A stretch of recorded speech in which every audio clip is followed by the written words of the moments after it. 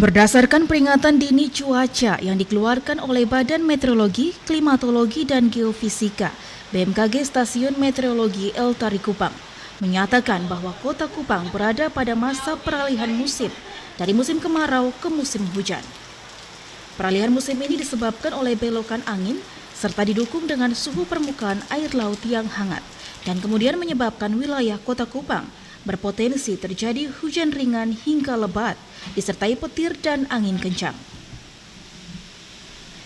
Penjabat Wali Kota Kupang telah mengeluarkan imbauan kepada para camat, lurah serta semua lembaga sosial di Kota Kupang untuk melakukan tindak pencegahan dini. Pencegahan dini dilakukan dengan mengajak masyarakat untuk waspada akan bencana, di antaranya dengan membersihkan sampah di saluran atau di selokan, tidak berpergian keluar rumah saat terjadi hujan, angin kencang bila tidak mendesak. Segera melakukan evakuasi mandiri ke tempat yang aman jika terjadi hujan berintensitas tinggi dengan durasi lebih dari 1 jam, serta jika objek pada jarak pandang 30 meter tidak terlihat jelas. Selain itu, untuk melaporkan kejadian bencana yang terjadi melalui call center BPBD Kota Kupang.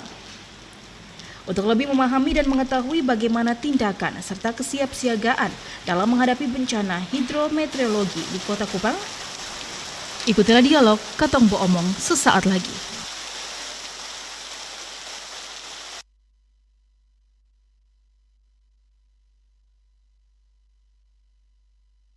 14 November 2022.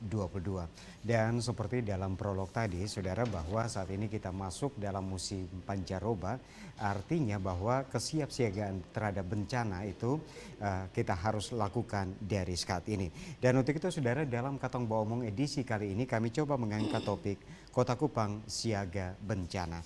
Dan untuk membahas topik ini telah hadir bersama saya 4 orang narasumber. 3 yang ada di sini saya akan perkenalkan. Yang pertama, perwakilan dari pemerintah Kota Kupang, Kepala Bidang Pencegahan dan Kesiapsiagaan Badan Penanggulangan Bencana Daerah Kota Kupang, Ibu Elsie W.A. Sion, SOS MSI. Ibu Elsie, selamat petang, selamat datang. Selamat petang. Juga narasumber saya yang kedua, Sylvester Ndaparoka. Beliau adalah Ketua Forum Pengurangan Resiko Bencana dan Adaptasi Perubahan Iklim atau FPRB API Kota Kupang. Pak Fester, selamat petang, selamat datang. Selamat petang, selamat datang, salam tangguh. Dan narasumber saya yang ketiga, ini sedikit berbeda dengan kita. Beliau adalah Koordinator Komunitas Tuli Kota Kupang, Mario Lado. Mario, selamat petang, selamat datang. Dan untuk penterjemah Komunitas Tuli ini juga hadir bersama saya, Willy John, penerjemah bahasa isyarat. Dan saudara, kurang lebih 60 menit ke depan kita akan berbicara sekali lagi berkaitan dengan Kota Kupang Siaga Bencana. Dan mungkin di awal ini, mungkin saya ingin mendapatkan informasi dari Ibu Elsie dari Badan Penanggulangan Bencana Daerah. Kita tahu bersama bahwa saat ini sudah keluar instruksi wali kota kaitan dengan kesiapsiagaan bencana di Kota Kupang. Dan tentu kita ketahui bersama Ibu Elsie bahwa Kota Kupang berpotensi terjadi 10 jenis bencana. Di antaranya banjir, longsor, angin kencang dan sebagainya. Nah, bagaimana membangun kepekaan bagi masyarakat Kota Kupang terhadap bencana-bencana yang siap kapan saja akan mengancam kita? Ya, jadi upaya-upaya yang dilakukan oleh pemerintah Kota Kupang itu ada 4 untuk di prabencana. Jadi sebelum bencana itu terjadi, penanggulangan bencana itu sudah harus dilakukan. Jadi upaya pencegahannya, upaya mitigasinya, mitigasi itu ada 2, mitigasi struktural dan mitigasi non struktural. Kemudian upaya kesiapsiagaannya sendiri dan kemudian peringatan dini. Jadi 4 hal itu dilakukan pada tahap sebelum bencana itu terjadi. Kemudian nanti kalau pada saat bencana terjadi, itu ada tanggap darurat, pemberian bantuan dan pertolongan darurat di situ. Nah, setelah bencana terjadi ada upaya rehabilitasi dan upaya rekonstruksi. Terkait dengan masa memasuki musim hujan, kami menyebutnya masa ini adalah masa pancaroba. Nah, di masa pancaroba itu kan yang berpotensi paling sering terjadi tiap tahun itu adalah angin puting beliung. Jadi tiap kali perpindahan dari kemarau ke hujan, hujan ke kemarau, selalu puting beliung dan angin kencang itu terjadi. Karena itu di masa-masa itu kami memberikan melalui Pak Penjabat sudah tanda tangan himbauan kepada masyarakat untuk waspada. Jadi waspada bencana hidrometeorologi basah. Jadi itu bisa angin puting beliung, angin kencang, bisa banjir, bisa longsor. Jadi artinya bahwa dari sisi pencegahan, mitigasi, kesiapsiagaan 4 hal tadi. Ya. Yang terakhir itu apa? Selain Peringatan dini. Peringatan dini. Ya. Nah, berkaitan dengan pencegahan. Tentunya kita tidak menginginkan bencana itu terjadi. Ya. Tapi kalau seandainya bencana itu terjadi, apa yang sudah dipersiapkan oleh pemerintah Kota Kupang untuk menghadapi bencana? Ya. Oke, kalau dari pemerintah Kota Kupang yang pertama untuk siap siaganya kami ada posko 24 jam. Ada posko? Ya, jadi ada nomornya juga yang nanti sebentar akan saya share. Itu kami menerima laporan dari masyarakat, jadi setiap saat bisa datang ke kantor, alamatnya di BPBD sebelah Taman TGP. Nah, kemudian juga peralatan dan logistik tentunya harus disiapkan untuk menghadapi kemungkinan akan terjadi bencana. Jadi hal-hal itu yang perlu disiapkan. Selain itu juga kami punya tim reaksi cepat. Jadi tim reaksi cepat itu juga dilatih dan kemudian disiapkan untuk menghadapi darurat bencana. Nah, Ibu Elsie, artinya bahwa tadi seperti Ibu katakan di awal tadi bahwa Kota Kupang berkaitan dengan peringatan hidrometeorologis ini karena angin puting beliung, Ya. juga intensitas curah hujan yang tinggi yang menyebabkan longsor, banjir dan lain sebagainya. Tapi kalau kita bercermin dari tahun kemarin, secara tiba-tiba badai siklon Seroja menghantam kita. Nah, dengan peringatan dini yang sudah dikeluarkan oleh pemerintah Kota Kupang, apakah tidak membuat masyarakat Kota Kupang menjadi khawatir karena akan muncul lagi bencana seperti tahun kemarin atau seperti apa, Bu, supaya masyarakat lebih mempersiapkan diri menghadapi bencana? Oke, jadi untuk masyarakat pemirsa di rumah, tentunya himbauan yang dikeluarkan oleh pemerintah Kota Kupang itu bukan untuk menakut-nakuti, tapi itu supaya ada upaya kesiapsiagaan dari pihak masyarakat. Jadi kesiapsiagaan ini kan bukan hanya di pihaknya pemerintah, tapi juga pihaknya masyarakat. Jadi dengan melakukan himbauan yang kami berikan itu sudah upaya kesiapsiagaan dari masyarakat.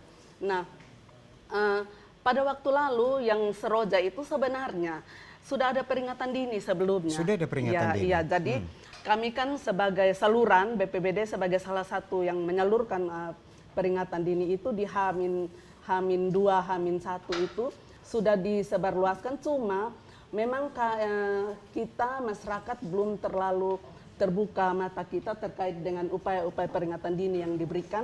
Mungkin masih berpikir bahwa oh ini musim barat biasa, ini hujan angin biasa. Nah, karena itu di himbauan yang kami keluarkan itu juga masyarakat diminta untuk selalu mengikuti update dari BMKG, info dari BMKG kan itu lembaga resmi yang mengeluarkan peringatan dini. Jadi kami bantu untuk menyalurkan. Di luar lembaga itu hoax. Di luar lembaga itu adalah hoax. Oke, Iya. saat ini saya beralih ke Pak Fester selaku Ketua Forum Pengurangan Risiko Bencana dan Adaptasi Perubahan Iklim Kota Kupang. Nah, Pak Fester, tentunya forum ini telah dibentuk oleh pemerintah Kota Kupang, dalam hal ini BPBD Kota. Nah, sejauh ini apa yang sudah dilakukan oleh forum ini dalam upaya mencegah dan mengurangi risiko terjadi bencana di Kota Kupang, Pak Fester? Ya, terima kasih. Selamat malam pemirsa TVRI di mana saja berada. Kami dari Forum Pengurangan Risiko Bencana Kota Kupang adalah forum yang merupakan platform resmi pemerintah. Jadi hampir di seluruh daerah di tingkat kabupaten, kota, dan provinsi pasti memiliki forum ini. Nah, forum ini terdiri dari 5 elemen kunci. Satu pemerintah, BPBD di dalamnya, dan ada dari teman-teman akademisi, ada media, ada juga dari dunia masyarakat. Dunia masyarakat ini terbagi ada lembaga agama, ada perkumpulan-perkumpulan, komunitas-komunitas, sampai pada lembaga swadaya masyarakat. Gereja, komunitas keagamaan juga masuk di dalam. Lalu yang terakhir itu di dunia usaha. Dunia usaha pun banyak klasternya, misalnya perhotelan, klaster-klaster ekonomi, UMKM, dan seterusnya. Nah, forum ini adalah forum yang bertugas untuk mengkonsolidasi energi dari 5 pilar tadi untuk membantu pemerintah dalam penanggulangan bencana. Nah, terkait dengan apa saja yang sudah kami lakukan, yang pertama kami benar-benar merapat ke Badan Bencana Kota Kupang, sekretariat kami di sana, dan kerja kami adalah satu, mendukung program pemerintah kota dan terutama berhubungan dengan kerja-kerja Badan Penanggulangan Bencana Kota Kupang untuk melakukan pengurangan risiko terhadap bencana. Bentuknya antara lain, satu misalnya tadi pada elemen untuk literasi kebencanaan, itu kami melakukan itu. Ada banyak hal yang dengan energi yang dipunyai oleh teman-teman dari 5 helix tadi, itu bisa membantu untuk literasi kebencanaan, dan bentuknya bisa berupa flyer, tulisan-tulisan, kumpulan-kumpulan tulisan riset, dan seterusnya, bahkan sampai pada balio-balio, dan kemungkinan dan kemudian kita punya juga media sosial. Forum pengurangan risiko bencana punya fanpage Facebook yang bisa diupdate. Jadi kalau BMKG rilis, pasti kami langsung otomatis rilis. Itu selisihnya cuma menit-menitan saja. Pak Wali Kota kasih keluar edaran, kami langsung rilis. Nah, forum Pentahelix ini sudah dibentuk dari tahun berapa? Ini kami sudah sekarang, misalnya kami baru terpilih lagi untuk kedua kali pada 3 November barusan, dan ini sudah kurang lebih 10 tahun. Kurang lebih 10 tahun. Ya, jadi 10 tahun forum ini, forum Pentahelix, ini sudah terbentuk. Artinya bahwa ketika terjadi bencana, artinya bahwa kita tidak bergantung penuh pada pemerintah. Betul. Tapi ada berbagai unsur yang sudah terlibat dalam forum ini bisa membantu. Artinya bahwa tadi forum ini juga paling kurang literasi sudah terus diberikan kepada masyarakat, juga terus mengupdate kaitan dengan informasi-informasi berkaitan dengan kebencanaan yang sudah dikeluarkan oleh pemerintah Kota Kupang, dalam hal ini BPBD Kota Kupang. Saya beralih ke Mario. Ya, mungkin nanti Kakak Willy nanti bisa menerjemahkannya kepada kita. Mario, tentunya disabilitas sebagai salah satu kelompok rentan ketika terjadi bencana. Nah, informasi apa yang paling diperlukan oleh kaum disabilitas ketika terjadi bencana?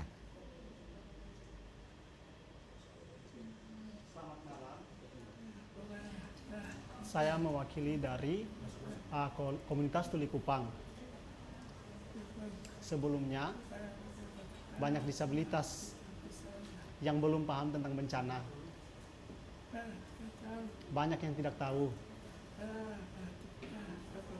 Akhirnya kita mendapatkan bantuan dari BPBD dan Forum PRB API Kota Kupang.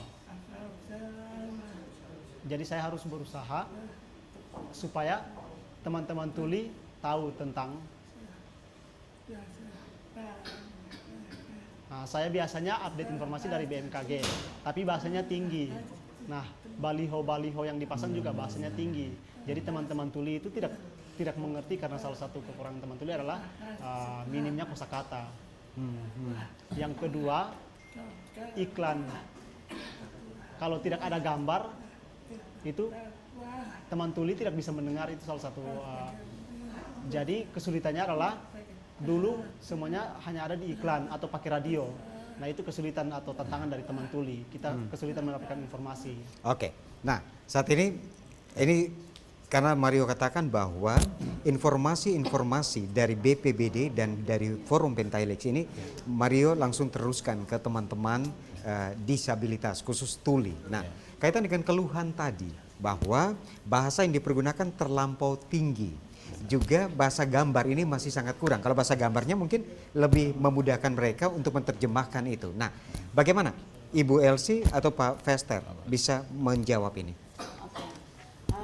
Kalau dari kami pemerintah, kan penanggulangan bencana ini urusan semua. Jadi teman-teman disabilitas yang masuk dalam kelompok rentan, mereka itu juga harus dilibatkan mulai dari proses perencanaannya. Jadi perencanaan, kemudian pelaksanaannya sampai monefnya. Nah, kami BPBD bersama-sama dengan forum, dengan teman-teman disabilitas, tahun lalu kami sudah melakukan aktivitas untuk bagaimana memproduksi informasi yang familiar terhadap teman-teman dari KTK komunitas tuli. Jadi mereka harus terlibat, kan mereka yang tahu kebutuhan mereka. Jadi informasi itu kami berikan ke komunitas mereka, kemudian mereka yang mengolah dan mereka yang di komunitas mereka sendiri itu mereka menyebarluaskan lagi. Jadi mereka terlibat itu mulai dari awal sampai dengan diseminasi informasi itu. Jadi sudah melibatkan, sudah melibatkan komunitas tuli di dalamnya. Ya. Dan bahasa yang dipergunakan seperti mereka katakan bahwa masih terlampau tinggi nih. Iya. Jadi dari kami kan menerima langsung yang dari BMKG, kemudian kami meneruskan ke secara umum. Kemudian untuk yang teman-teman dari komunitas tuli nanti diproduksi untuk komunitas mereka sendiri. Jadi kami posisikan mereka itu menjadi pelaku penanggulangan bencana. Jadi bukan penerima manfaat saja. Jadi mereka itu bukan korban, tapi mereka juga bisa diberdayakan di dalam upaya penanggulangan bencana mulai dari memang perasaan benar. dan pasca. Artinya bahwa ketika bencana terjadi, yang paling tahu kondisi adalah mereka sendiri. Kita kembalikan kepada mereka. Nah, Pak Feser, apakah bisa menjawab juga keluhan dari saudara kita dari komunitas tuli ini? Iya. Dari beberapa diskusi dengan teman-teman komunitas tuli itu ada beberapa hal teknis. Satu misalnya, pilihan media sosial yang paling bagus buat mereka itu satu Instagram dan WhatsApp. Dua itu yang familiar dan ini untuk menjangkau orang tuli muda. Yang kedua, kalau kita menggunakan kayak Videotron, kita ada sekitar 4-5 Videotron di Kota Kupang. Persyaratan teknisnya itu dia harus satu kalimat kunci pendek, besar, itu. Nah itu PK untuk mereka persyaratan. Yang kedua, kalau kita menggunakan media seperti televisi, secara visual gambar dari JBI-nya tidak boleh kecil, harus lebih besar. Khusus untuk informasi kebencanaan, dia harus lebih besar. Yang diikuti dengan running text yang slow dan singkat, padat, jelas. Nah itu persyaratan teknis sudah kami kaji. Bahkan kami sudah melakukan konfrontasi dengan teman-teman di selain Mario, itu kita menguji efektivitas dari pendekatan ini dan cukup berhasil. Memang kita lagi cari cara, misalnya kayak begini, tidak semua komunitas tuli itu sekolah, dan mereka hanya bisa dibantu oleh keluarga pendampingnya. Nah sekarang kuncinya adalah bagaimana kita mendorong untuk keluarga pendamping mengerti tentang peringatan dini yang kita berikan atau informasi kebencanaan yang kita berikan. Nah salah satu program dari forum untuk tahun ini adalah kami ingin melatih dua aspek ini. Satu, teman-teman JBI, catatan kami ada sekitar 80 JBI di Kota Kupang. Yang kedua, keluarga pemilik disabilitas kelompok tuli. Mereka harus pendamping keluarga, mereka harus paham berkaitan dengan informasi dasar tentang kebencanaan dan informasi dasar tentang peringatan dini supaya bisa disampaikan ke teman-teman. Nah, Mario, saya kembali lagi ke Mario. Tidak semua orang tuli atau teman-teman dari komunitas tuli ini sekolah. Artinya bahwa ini menjadi tantangan Anda selaku koordinator untuk menerjemahkan bagaimana ketika terjadi bencana. Dari komunitas ini apa yang harus dibuat. Nah, ke depan apa yang akan Anda lakukan untuk membantu teman-teman dari komunitas tuli ini ketika terjadi bencana?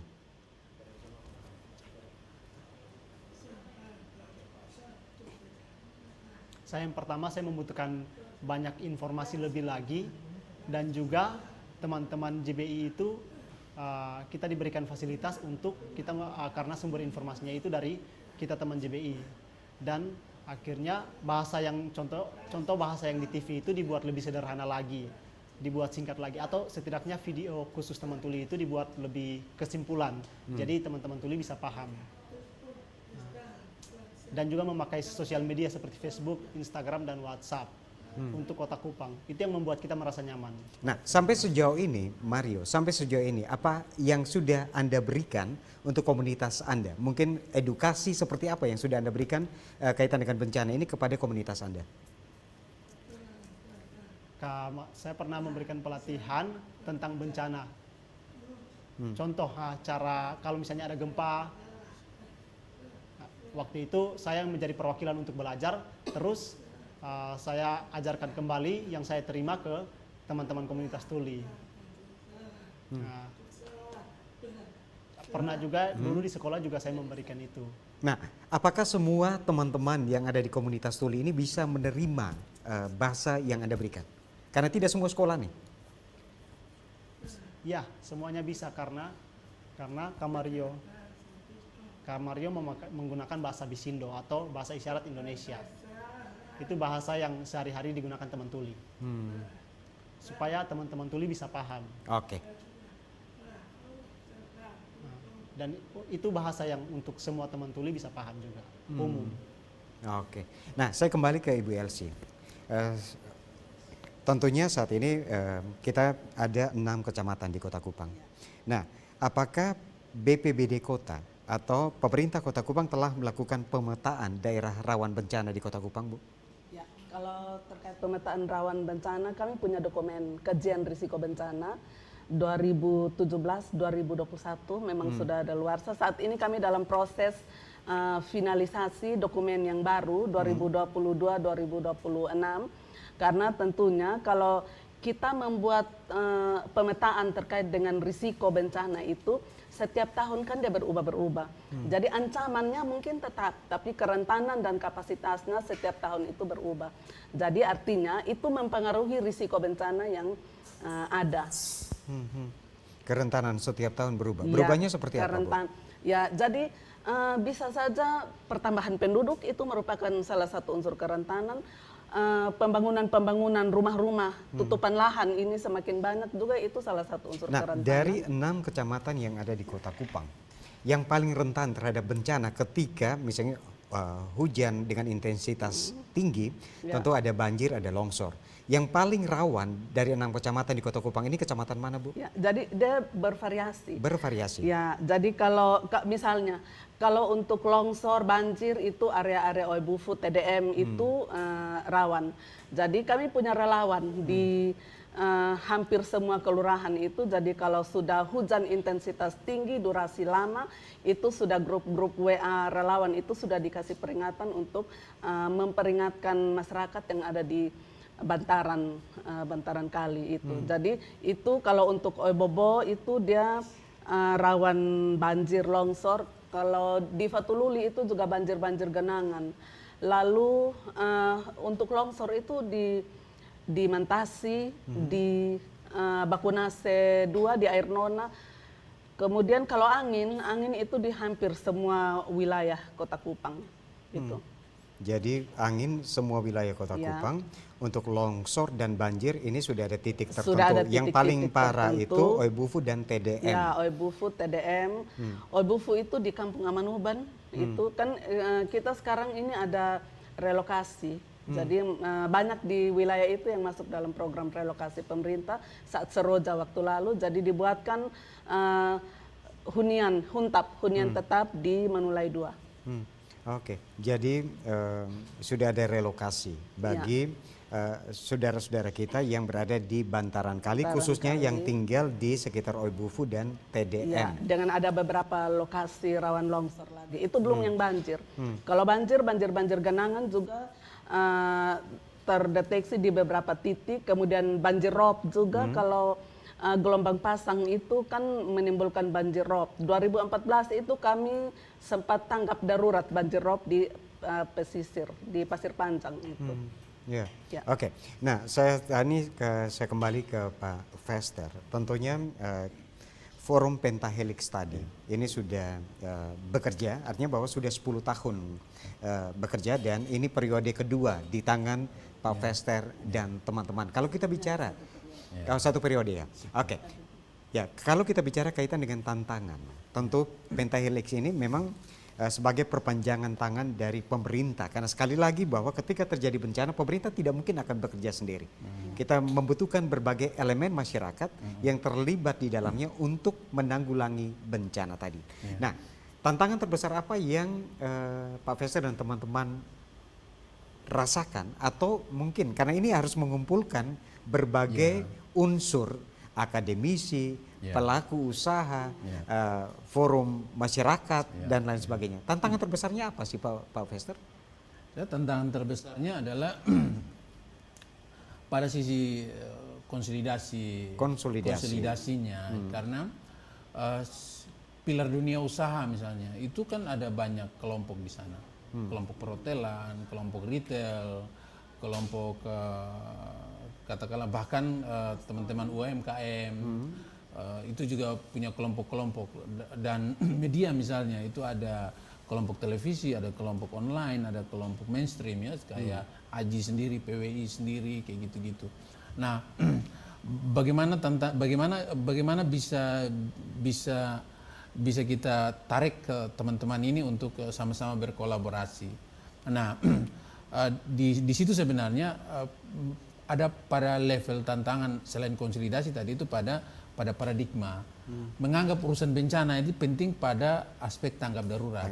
Itu paling fatal menurut kami. Padahal kerja-kerja investasi penanggulangan bencana itu tidak pada tanggap darurat, tetapi pada yang dibilang Ibu Elsa tadi, pada bagaimana pengurangan risiko, bagaimana kita menginvestasi di situ. Nah, kerja-kerja pengurangan risiko itu kerja yang luar biasa. Kita mencatat misalnya di Kota Kupang, kita beruntung bahwa Kota Kupang salah satu kota yang punya regulasi cukup lengkap berkaitan dengan kebencanaan.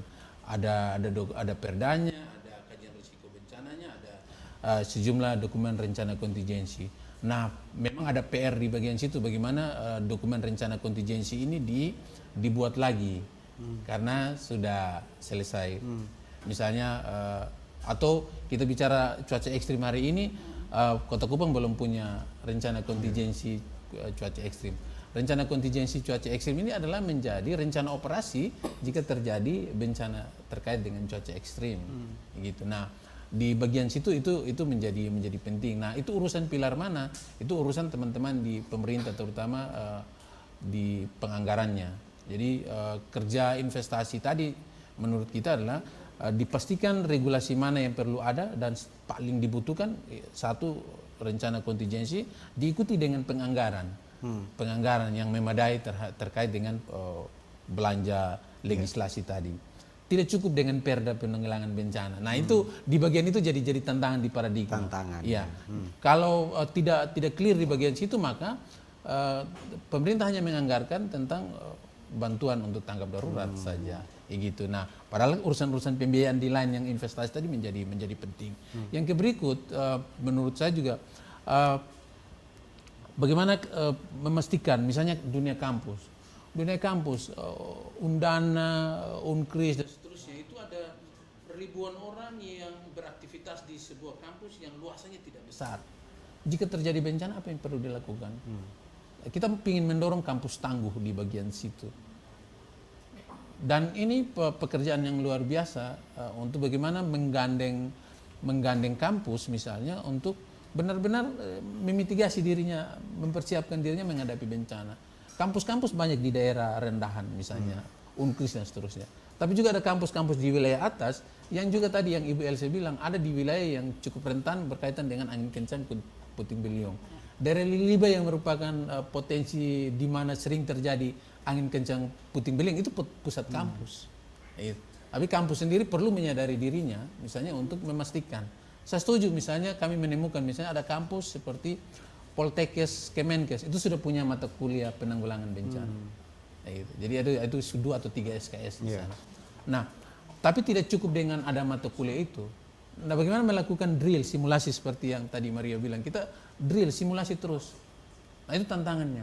Yang berikut di level pentahelix ini adalah bagaimana di saat sekarang misalnya menurut saya adalah perlu kita melakukan semacam rapat koordinasi untuk mengecek kesiapan kita.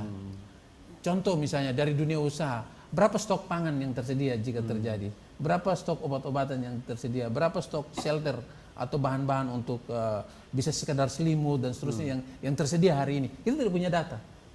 Kita tidak punya data itu. Nah, itu tantangannya. Nah, kalau ini dia terkonek dengan baik lewat teman-teman BPBD, kita tahu jumlah beras ada di sekian, jumlah sembako ada di sekian, potensi-potensi. Nah, ini kita bisa resource ini bisa kita pakai jika terjadi bencana. Nah, di bagian ini itu yang perlu disimulasikan. Simulasi koordinasi, simulasi komunikasi. Nah, kita belum pernah melakukan itu secara komprehensif dengan melibatkan pentahelix tadi. Simulasi koordinasi. Nanti saya akan bertanya lagi ke Ibu Elsie, tapi saudara, kami akan kembali setelah pariwara berikut ini. Tetaplah bersama kami di Katong Baomo.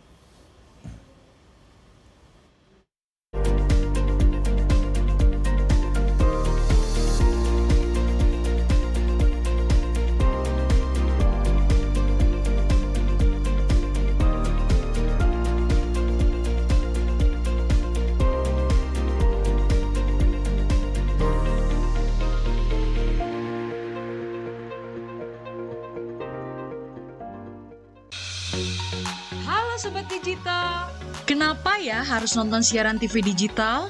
Walaupun sama-sama menggunakan teknologi digital, siaran TV digital tidak sama loh dengan TV streaming yang melalui internet, TV kabel, dan TV satelit.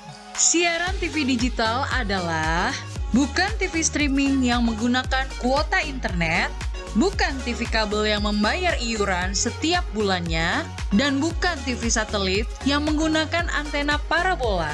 Siaran TV digital itu gratis loh, masih menggunakan antena UHF biasa.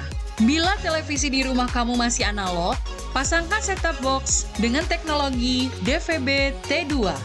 Yuk beralih nonton siaran televisi digital. Bersih gambarnya, jernih suaranya, canggih teknologinya.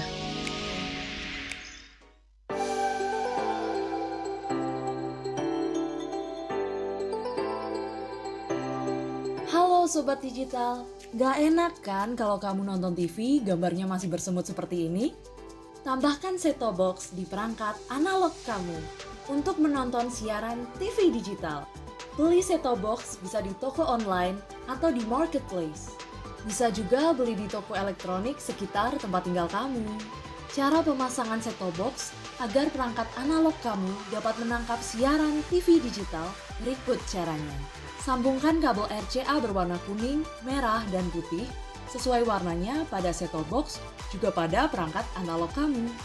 Sambungkan juga kabel antena UHF kamu ke set-top box.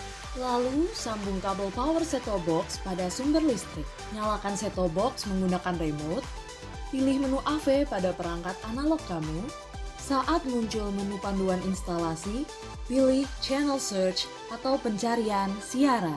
Tunggu prosesnya sampai selesai ya. Dan kamu sudah siap menyaksikan siaran televisi digital. Dan gratis tanpa berlangganan.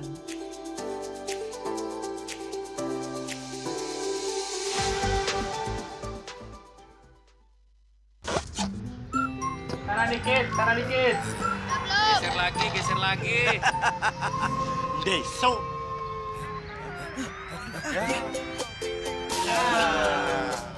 Deso. Ya. Deso.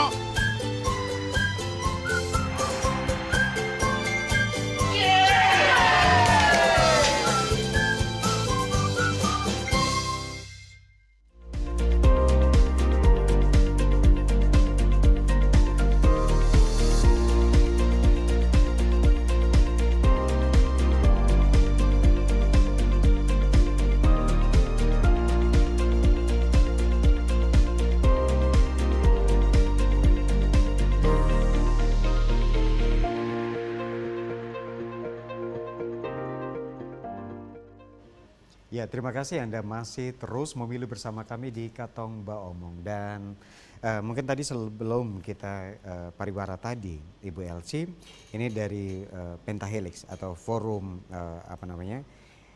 pengurangan risiko bencana Kakak Fester katakan bahwa saat ini kita masih belum saling berkoordinasi.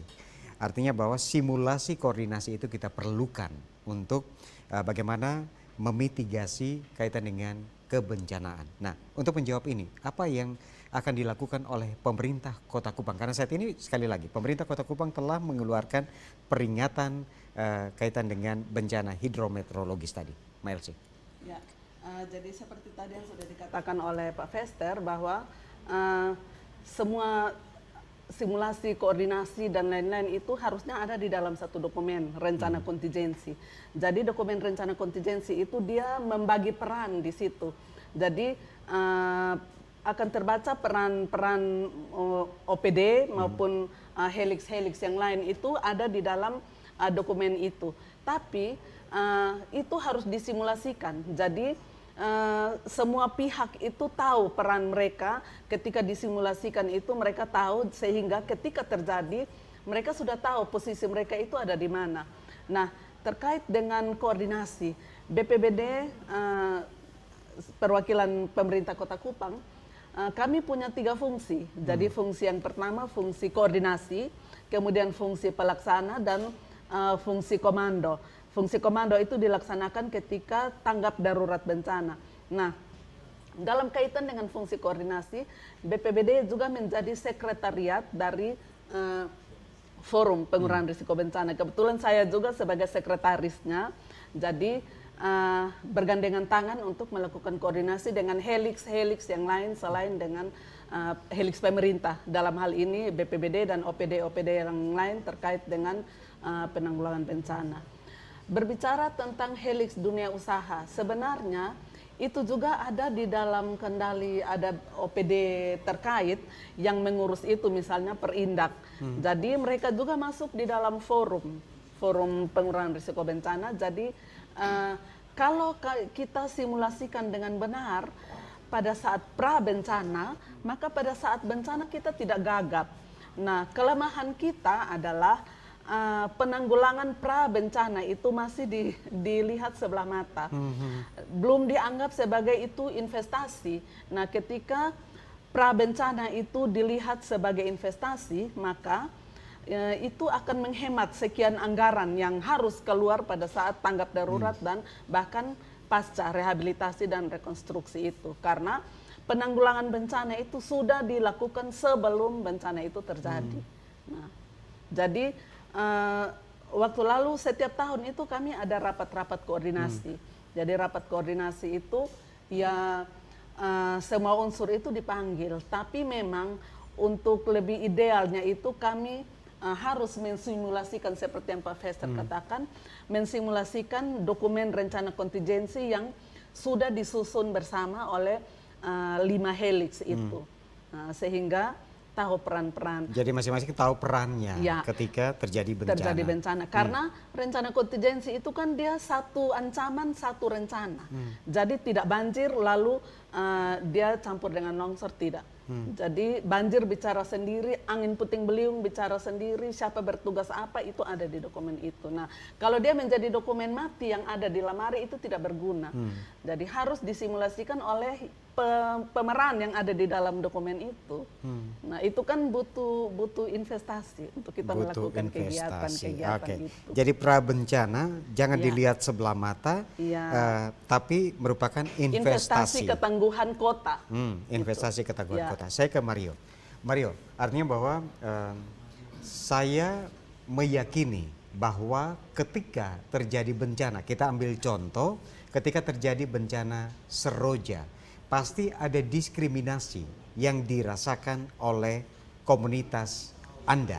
Nah, untuk melihat ini menjadi pelajaran untuk tidak terjadi diskriminasi ketika terjadi bencana, karena sekali lagi bahwa pemerintah Kota Kupang saat ini telah mengeluarkan peringatan kaitan dengan bencana hidrometeorologis. Nah, artinya supaya teman-teman Anda tidak didiskriminasi atau merasa terdiskriminasi ketika terjadi bencana, apa yang harus dilakukan oleh komunitas Anda? Kita bicara kaitan dengan komunitas tuli tadi. Silakan Mario.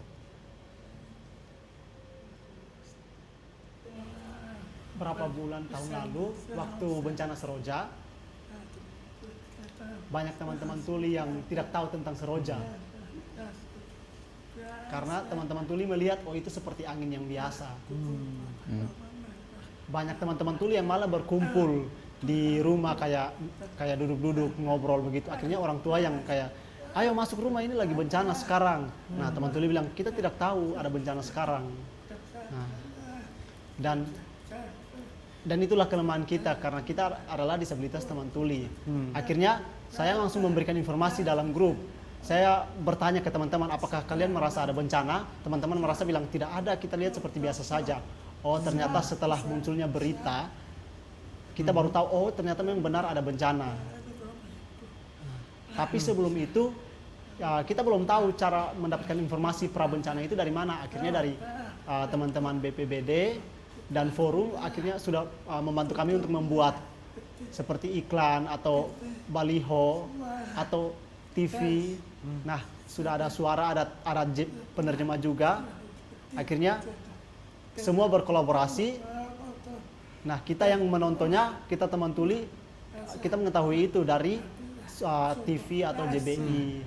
Nah, contoh teman-teman tuli atau kita sebut lansia, mereka juga penurunan pendengaran, itu melihat, itu tidak bisa mendengar, tapi bisa melihat dari teks yang ada di berita.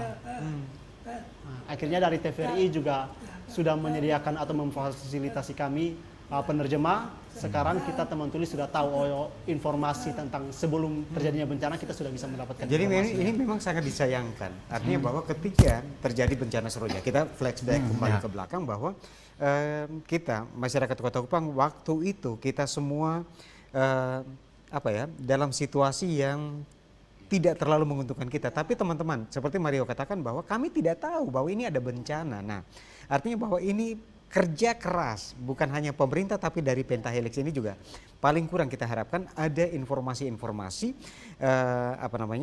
mungkin yang bisa dibagikan kepada komunitas ini untuk bisa mengetahui ini kita lagi bencana nih. Nah, Mario, bisakah kita tahu berapa jumlah personil Anda atau berapa jumlah komunitas tuli yang saat ini ada di bawah naungan Anda? Kalau untuk satu komunitas kita semuanya ada berapa? Ada 75 orang. Ada 75 iya, orang. Untuk itu khusus Kota Kupang. Dari umur 18 tahun sampai umur 40 tahun. 2 orang sudah berkeluarga. Jadi ada 75 orang yang ada di dalam komunitas Anda. Iya, benar sekali. Nah, Ibu Elsie, artinya bahwa ini sudah ada lagi satu keluhan dari komunitas ini.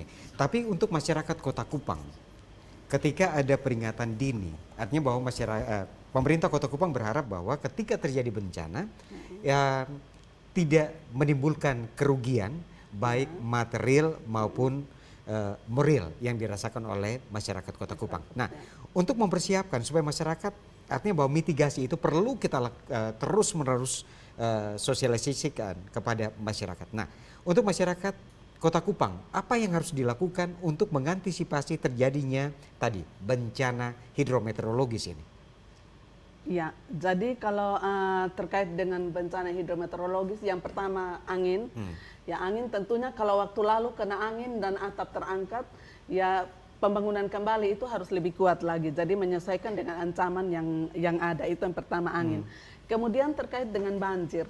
Kebanyakan banjir itu disebabkan oleh ulah manusia. Jadi lebih banyak disebabkan oleh sampah-sampah. Jadi makanya sekarang kami ASN setiap hari itu memungut sampah, itu sebenarnya bagian dari kampanye. Jadi masyarakat diharapkan untuk melihat dan kemudian melalui lurah, RT, RW itu juga kami berkolaborasi dengan masyarakat dan diharapkan masyarakat juga sadar untuk menanggulangi bencana banjir itu dengan cara membersihkan sampah yang ada di lingkungan mereka. Kemudian terkait dengan longsor, area-area longsor yang sering terjadi itu kami sudah memberikan himbauan untuk jangan tinggal di bantaran-bantaran kali. Jadi salah satu upaya itu adalah ya relokasi itu. Lalu yang berikut himbauan yang kami berikan itu kalau terkait dengan hidrometeorologi basah ini, ya selalu mengikuti informasi yang diberikan oleh. Jadi sekali lagi harus mengikuti informasi yang disampaikan atau dikeluarkan oleh BMKG dan juga BPBD ya. Kota Kupang. Ya. Itu merupakan informasi valid. Ya. Nah, Pak Fester, artinya bahwa kita tahu bersama bahwa ada kelompok rentan ketika terjadi bencana. Kita sebut tadi komunitas, juga mungkin ada kelompok-kelompok rentan di luar sana yang membutuhkan pertolongan ketika terjadi bencana. Nah, berkaitan dengan kelompok rentan ini, bagaimana sosialisasi yang akan dilakukan oleh teman-teman dari Forum Pengurangan Risiko Bencana ini, Pak Fester? Iya. Untuk melindungi kelompok rentan, saya kira strategi yang akan kami tempuh itu sebenarnya paling kuat tuh ada pada jaringan lembaga keagamaan sih sebenarnya. Saya kasih contoh gereja. Gereja kan punya database di internal mereka pada level unit gereja. Kami percaya itu mereka punya database kelompok-kelompok ini. Nah, kelompok gereja ataupun lembaga agama itu punya peran penting di bagian sini untuk bisa melindungi lebih awal terhadap potensi-potensi korban yang akan menyentuh kelompok rentan. Yang apa sih yang bisa dilakukan misalnya kayak gitu? Satu, menurut saya dukungan dari lembaga agama misalnya itu pada menyiapkan memastikan gereja bisa berfungsi ganda selain atau lembaga agama, masjid, gereja itu dia berfungsi ganda selain sebagai tempat ibadah dia bisa menjadi tempat pengungsian. Nah, tidak semua gereja siap untuk itu. Lantainya dikotori misalnya kayak gitu. Nah, gereja harus siap untuk satu bagian ini atau lembaga agama harus siap untuk satu bagian ini. Yang kedua, bentuk sosialisasi kedua yang perlu dilakukan adalah kami menyebut itu tas siaga bencana. Di dalam tas siaga bencana itu isinya senter, uang case, ada obat-obatan. Kalau perempuan berarti ada pembalut dan seterusnya. Ada makanan yang bisa bertahan 3-4 hari. Dan tas ini yang kita angkat kalau harus mengungsi misalnya. Tidak perlu pikir yang lain. Nah, kita sudah buat tahun lalu dan seterusnya itu kita selalu buat flyer itu isi dari tas siaga bencana tadi. Dan ini kami akan rilis kembali. Yang berikut berkaitan dengan dokumen-dokumen penting. Dokumen-dokumen penting sebenarnya sudah saatnya. Lagi-lagi saya punya harapan besar pada lembaga agama. Contoh, KTP, kartu keluarga, kartu nikah, akta dan seterusnya itu bisa di backup oleh lembaga agama dalam bentuk ya sederhana saya scan simpan di cloud system. Ini kota yang punya, kita tidak bicara sinyal, kita tidak bicara internet. Ini kota yang akses internetnya luar biasa. Nah, kalau gitu kita sistem simpan datanya ke sana. Ya kalau dia hard ya oke, nanti kita laminating dia, pastikan dia data, tapi harus diselamatkan data ini. Kenapa? Karena data ini bisa dipanggil nanti waktu ada. Dan ini tidak banyak masyarakat yang sadar akan ini. Tidak banyak. Dan kita ingin bicara dengan lembaga agama supaya skalanya masif. Kita ingin bicara dengan lembaga agama untuk melindungi umatnya dengan pendekatan itu. Oke, kita punya lurah, kita punya ini, kita bisa koordinasi, tapi tempat simpannya bisa kita sepakati di mana, kayak gitu. Supaya apa? Begitu ada butuh data, tinggal kita panggil data ini, kayak gitu. Tapi begitu ijazah hilang dan seterusnya, kita punya backup, Nah, kita lagi desain model itu dan karena kita punya, kenapa? Karena kota kita kota yang smart dari segi kualitas internetnya cukup memadai. Yang berikut sebenarnya kita pingin apa yang kalau tadi Mbak Elsa menekankan himbauan untuk tidak tinggal lagi. Karena kita lagi pingin untuk memastikan teman-teman terutama yang kelompok rentan ini ragamnya cukup banyak di sini. Misalnya yang punya hambatan fisik, ya hambatan visual, hambatan sensorik lain-lain. Komunitas tuli salah satu saja dari jumlah komunitas itu. Nah, kita ingin berkolaborasi di bagian sini. Bagaimana memastikan mereka terlindungi kelompok yang beresiko, ini. Gitu. Nah, salah satu strategi tadi yang kita perlu memastikan itu. Bahkan ketika situasi normal, ada anak sekolah dan lain-lain, harus dibangun sistem. Kalau ada apa-apa, bagaimana orang tua bisa menghubungi anaknya di sekolah, bagaimana si anak bisa menghubungi keluarganya lain. Nah kan ini lagi berjalan nih, cuaca ekstrim sedang berjalan, sekolah masih buka dan seterusnya. Nah jika terjadi apa-apa yang harus dilakukan. Nah salah satu yang menjadi juru kunci menurut saya adalah koordinasi dengan sekolah. Koordinasi dengan sekolah supaya sekolah bisa siap. Mungkin sudah saatnya kita tidak melarang anak-anak bawa HP di musim yang sekarang. Menurut kami, menurut kami, sampai bisa menghubungi orang tua. Tinggal diatur cara penggunanya. Oke, jam pelajaran simpan HP. Tapi begitu cuaca ekstrim dan lain, ada begitu badai dan lain-lain, anak harus menghubungi orang tuanya. Oke, nah saya ke Mario. Mario, artinya bahwa masyarakat pada dasarnya siap membantu. Nah, bantuan seperti apa yang diperlukan teman-teman disabilitas, khususnya dari komunitas tuli saat terjadi situasi kedaruratan bencana?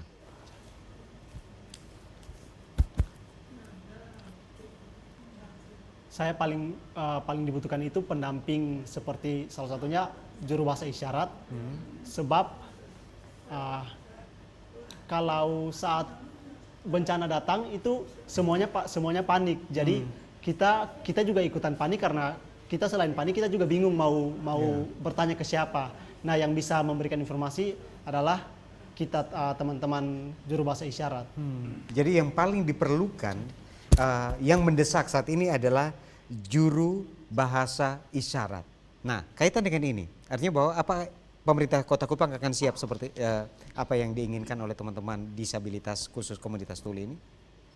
Oke, jadi teman-teman disabilitas tentunya beragam.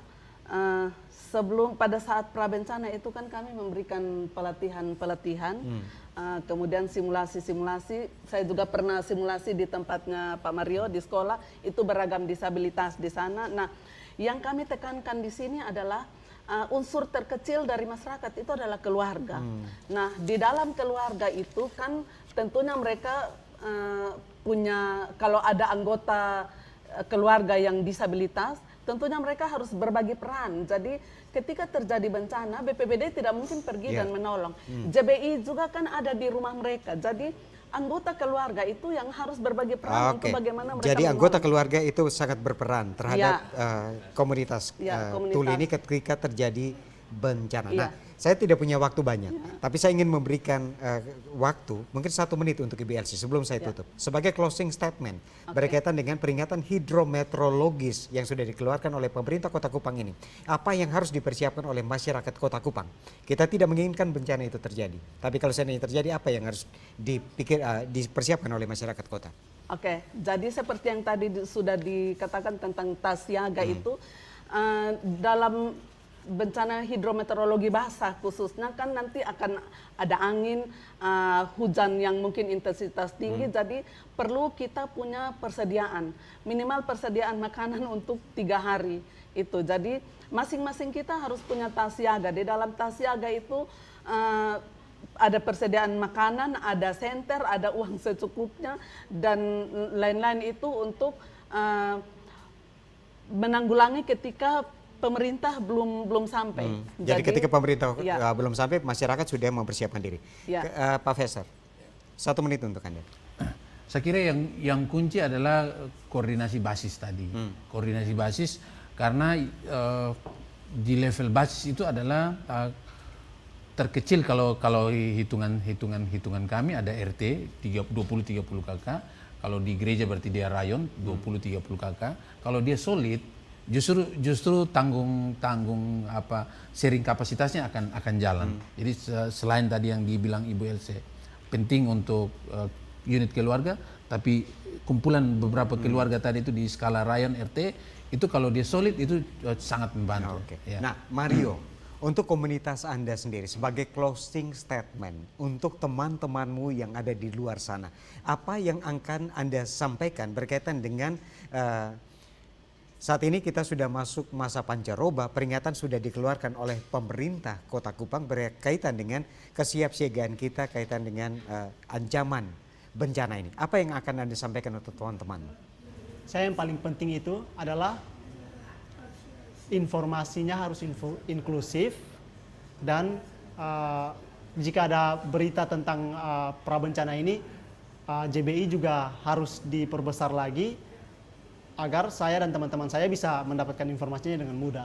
Oke, saya ucapkan terima kasih untuk Ibu Elsie Sion dari Badan Penanggulangan Bencana Daerah yang sudah mewakili pemerintah Kota Kupang. Saya juga ucapkan terima kasih untuk Pak Fester, saya juga ucapkan untuk Mario, dan tentunya pemirsa, kita tidak berharap bencana ini akan terjadi.